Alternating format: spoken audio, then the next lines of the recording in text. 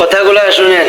তিনটি জায়গায় খুব এক্সক্লুসিভলি আল্লাহ তাআলা নিজের পরিচয় দিয়েছেন। এক হচ্ছে সূরা বাকারার 255 নম্বর আয়াতে, মানে আয়াতুল কুরসি। এর মধ্যে 9টা বাক্য আছে, 9টা বাক্য মিলে একটা আয়াত। এই আয়াতে আল্লাহ তাআলা খুব চমৎকার ভঙ্গিমায়, চমৎকার ভাষা শৈলী ব্যবহার করে, খুব উচ্চাঙ্গের আরবি সাহিত্য দিয়ে একটি আয়াত নাজিল করেছেন। এই আয়াতটার নাম হচ্ছে আয়াতুল কুরসি। বিষ্ণুনবী বলেন, মান কারা আয়াতুল কুরসি দুবুরা কুল্লি সালাতিন মাকতুবাতিন লাম ইয়ামনাহু মিন দুখুলিল জান্নাতি ইল্লাল মাউত। প্রত্যেক ফরজ নামাজের পরে যে আয়াতুল কুরসি পড়বে তার জান্নাতে যাওয়ার ক্ষেত্রে আর কোনো বাধা থাকে না, একটা জিনিস ছাড়া, সেটা হচ্ছে মৃত্যু, মরণ। লোকটা মরে না তাই জান্নাতে যায় না, মরলেই জান্নাতি। এই আয়াতুল কুরসির এই আয়াতে আল্লাহ তাআলা খুব স্পষ্ট ভাবে নিজের পরিচয় তুলে ধরেছেন। আবার সূরাতুল ইখলাসের ভেতরে আল্লাহ তাআলা খুব চমৎকার ভঙ্গিমায় তিনি নিজের পরিচয় তুলে ধরেছেন। অনুরূপ ভাবে সূরা হাশরের শেষ 3 আয়াতেও আল্লাহ তাআলা খুব চমৎকার ভাবে নিজের পরিচয় তুলে ধরেছেন। আওয়াজ করে পড়ুন সুবহানাল্লাহ।